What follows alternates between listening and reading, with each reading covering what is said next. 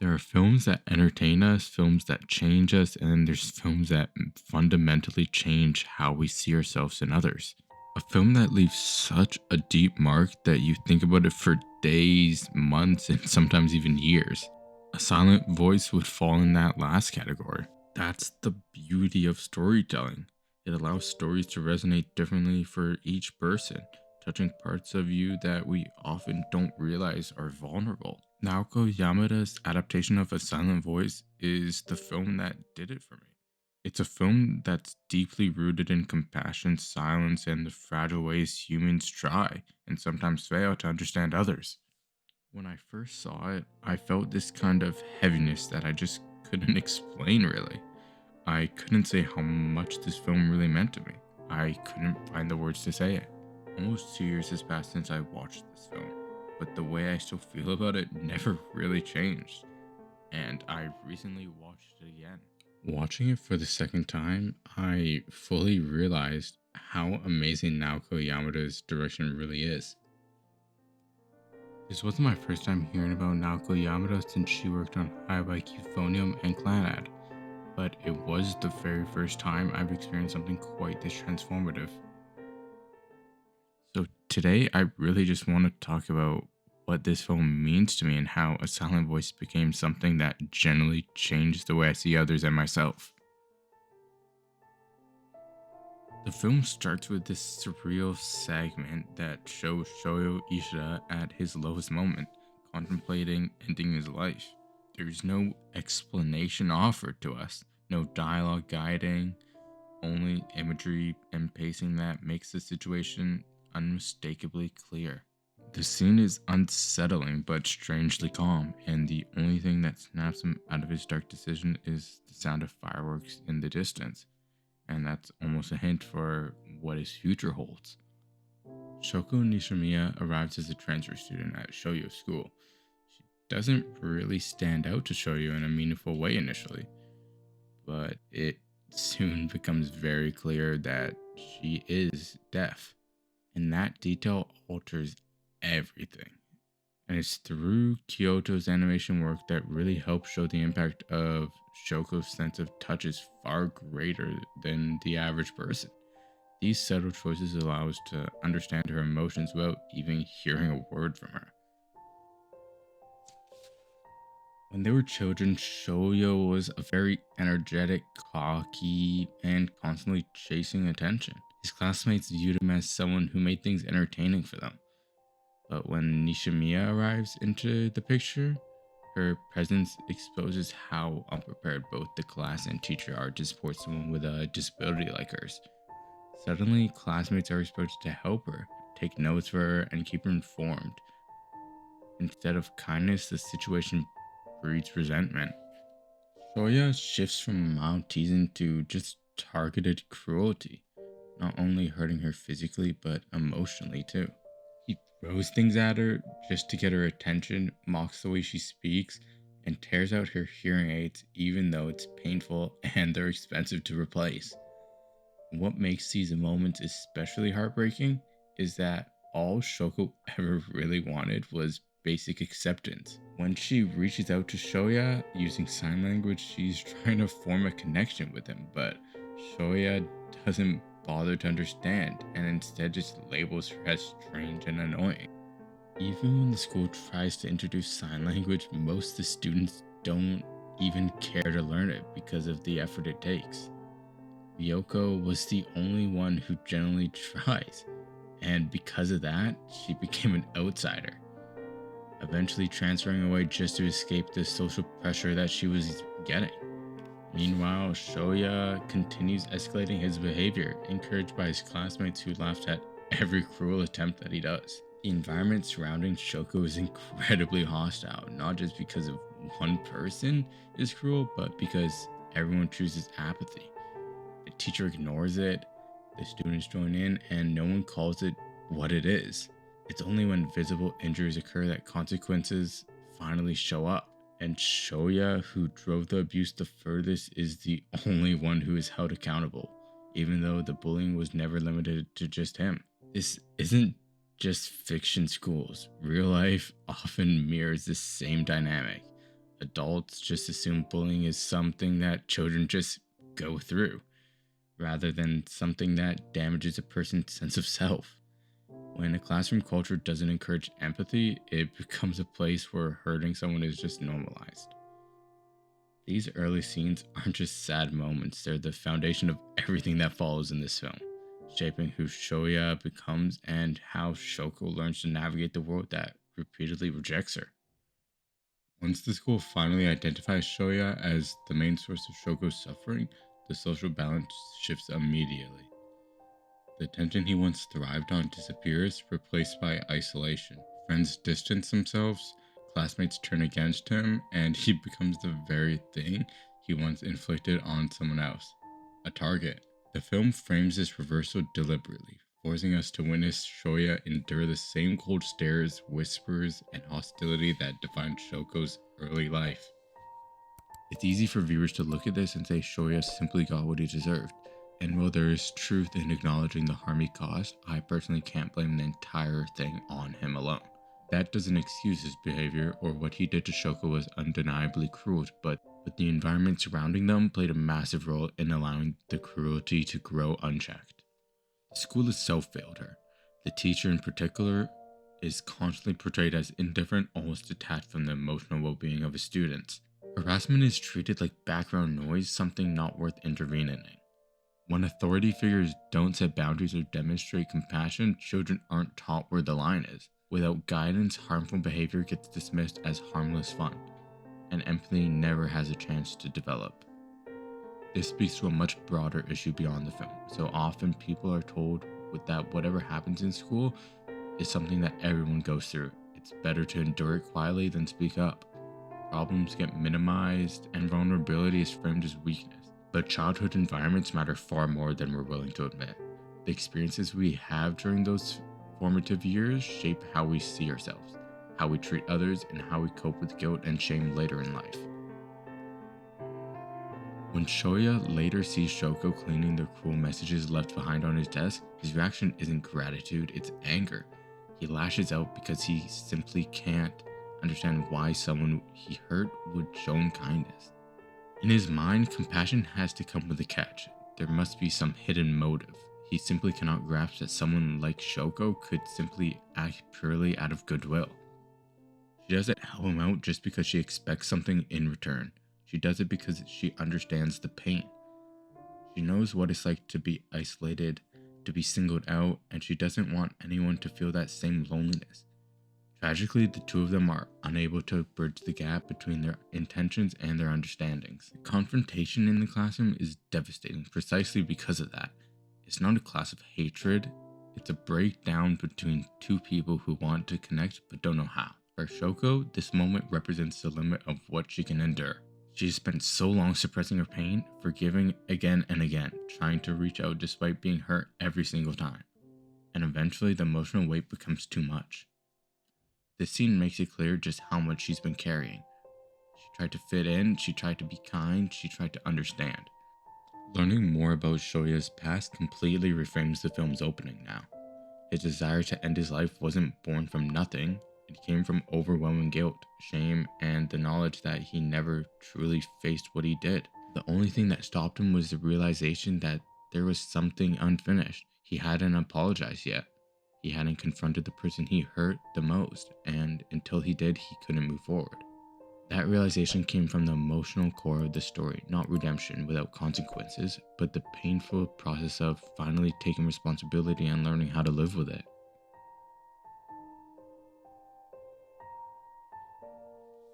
When the story shifts to the present, we see Shoya crossing a beautifully animated bridge, a quiet but powerful symbol of his desire to connect with others.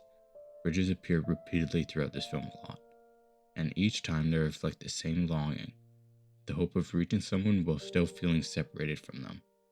When Shoya sees Shoko again, after all those years, he doesn't truly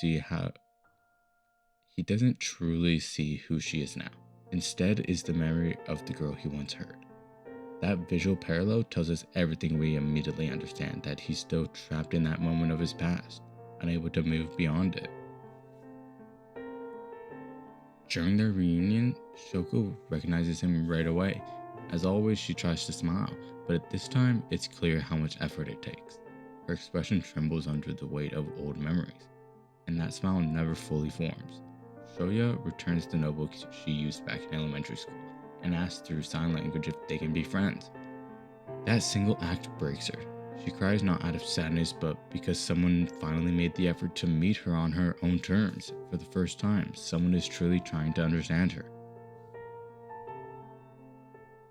A silent voice asks one of the most important questions here. Do we have the right to ask for forgiveness from someone we've hurt? When someone like Shoya seeks forgiveness, is it genuine act of remorse or just an attempt to ease his own personal guilt? As the story unfolds, we realize something crucial. Shoko had already forgiven him a long time ago. The real struggle is that Shoya hasn't forgiven himself. The way this film portrays his isolation, anxiety, and depression feels painfully real because of his past actions. He lives believing he's unworthy of connection. He avoids eye contact, keeps people at a distance, and convinces himself that happiness is something that is meant for others, not him. While I've never done anything as severe as what Shoko did, I think many of us can relate to the weight of regret. That lingering guilt over something we wish we could take back, and when that guilt settles in, it slowly reshapes how we see ourselves. There are moments in life where it feels pointless to even get out of bed, where it seems like nothing you do will ever matter, and the world feels impossibly heavy. You start to believe no one could ever understand you. Some days are manageable, others feel unbearable. And during those lowest moments, your sense of self-worth completely erodes. You wonder how anyone could accept you when you don't even accept yourself. Shoya's inability to look people in the eye is something that resonates deeply with me. While I don't struggle with constant depression the way he does, social anxiety and loneliness have followed me for most of my life. Eye contact can feel unbearable, as if the other people can just see right through me and see every flaw. Every reason you believe you don't deserve life you've been given. Every reason you believe you don't deserve the life you've been given. That's what anxiety does. It puts words in others people's mouth before they even speak. It convinces you that you're just being judged always, that you failed to meet expectations no one ever set for you. Loneliness doesn't always mean physically being alone. I have friends, I'm not isolated the same way Shoya is, but there is still that quiet feeling that no one could ever fully understand how your mind works. You come to accept it over time, and it never stops frightening you, or even just making you sad. That's why a silent voice feels so personal to me. It comes incredibly close to capturing what it means to live with these emotions, and more importantly, how you begin to move forward despite having them. When Shoya goes to meet Shoko, he's stopped at the door by Yusuru, who asks him one simple question: are you her friend? Shoya freezes. He doesn't really know how to answer. At this point in his life, he doesn't even understand what friendship means. Is he there just to seek forgiveness, or does he genuinely want to connect? Not long after Shoya meets Tomohiro, his first real friend. As they start spending time with each other, Shoya remains cautious, still guarded by fear and doubt. Eventually, he speaks to Tomohiro what friendship actually is, as if it's something with rules or requirements. Tomohiro's response is simple: friendship doesn't need logic. You don't need a reason to care about someone. The idea becomes a turning point for Shoya. It breaks down his mental wall that he'd never realized he built up. Later, when Shoko drops her notebook in the river at the bridge, she jumps in to retrieve it. Shoya reaches for her hand, but he misses. It's a quiet moment, but it carries immense weight. It foreshadows what later comes in this film. And it also shows that despite his efforts, Shoya still hasn't fully reached her. And there's always a gap physically, emotionally, or just both. Throughout the film, characters are often separated by frames, railings, windows, or distance. These visual barriers reinforce the same idea again and again. Everyone wants connection, but they don't know how to cross that space between them. At the amusement park, as Shoya reconnects with others and begins to genuinely enjoy himself, something strange happens. Instead of relief, he feels guilt. He questions whether he's even allowed to have fun. His surroundings have changed his life, and improving his mindset hasn't caught up yet. Deep down, he believes punishment is what he deserves. That happiness is something he forfeited a long, long time ago. That's why when rumors about his past begin circulating again, everything falls apart for him. Shoya doesn't try to defend himself, he pushes everyone away instead. He directs his anger outward, accusing Naoka of projecting her own resentment, calling Miki self-centered, labeling Miyoko a coward, and dismissing Mashiba and Tomohiro as outsiders who could never understand what he's been through. It's an incredibly painful scene to watch, because beneath all this anger is a simple belief. This is what I deserve: isolation and rejection, being hated by the people around him. And standing nearby, Shoko's forced smile says everything that words could never. If Shoya despises himself, then Shoko does even more. She's carried a quiet, overwhelming self-hatred for most of her life now. She blames herself for every painful thing that's ever happened, convinced that she is the common denominator. To me, she isn't just a character on a screen. She feels painfully real, someone I can deeply empathize with. Ever since she was a child, Shoko believed she was the problem because she was deaf. She thought she made life harder for everyone around her. She apologized constantly, not because she was wrong, but because she believed her existence alone was an inconvenience for everyone. When she was bullied, she blamed herself. When others were uncomfortable, she blamed herself. She convinced herself that if she simply didn't exist, everyone's life would be a lot easier. She believes she's the reason Shoya lost all his friends, both as a child and later in high school. She believes she's a burden to her family, that her mother and Yuzuru wouldn't have to worry so much if she were just gone. These thoughts pile up quietly, pressing down on her until she can no longer stand herself. Self-hatred like that isn't really rare. Many of us have felt that at some point, belittling our own worth, feeling like we don't deserve the life we've been given. Maybe we failed to meet expectations. Maybe we ran away from a confrontation because it felt safer than facing it ourselves. Or maybe we just couldn't see any value in who we are. And when those thoughts fester, they can lead you to believe the world would be better off without you. The film doesn't shy away from showing where that mindset can lead to. During summer break, Shoya spends more time with Shoko and Yuzuru. They go together to more places and explore new places, and even begin repairing the strained relationship with Shoko's mother. From Shoya's perspective, things finally feel hopeful. He's happy for maybe the first time in years. But from Shoko's perspective, it's something entirely different. She feels crushing guilt. She believes Shoya lost everything because of her, and now she's stealing even more of his time. Time he should be spending with people who deserve to live full, happy lives with him. She's taken up space she doesn't deserve. As the fireworks festival approach, the film quietly prepares us for what's coming. Mist hands, lingering shots of dead animals, fireworks echoing memories from the beginning of the film. And most telling of all, when Shoko leaves, instead of signing "see you later" like she always does, she signs "goodbye."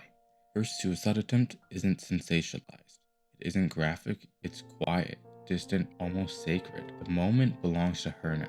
Slow motion, swelling music, and silence come together to create one of the most haunting, beautiful scenes in the film. Shoya reaches for her hand, and this time he doesn't miss. As he holds onto her, he begs not to just save her life, but to change his own. He promises to try, to face people instead of running away, to look them in the eyes, to understand others rather than hide behind fear. All he wants now is to save the girl who hated herself so much. He succeeds, but at a cost, falling down himself now. What follows is one of the most emotional, cathartic conclusions I've ever experienced watching a movie. Just as Miyako once apologized to Shoko's mother at the start of the film, Shoko now does the same, this time sincerely. Not as a reflex, not as self-punishment, but from the heart. It's raw, vulnerable, and unforgettable. From that point on, Shoko begins trying to rebuild what was broken, not by blaming herself, but by reconnecting everyone she and Shoya lost along the way. The final bridge scene between Shoya and Shoko is profoundly human.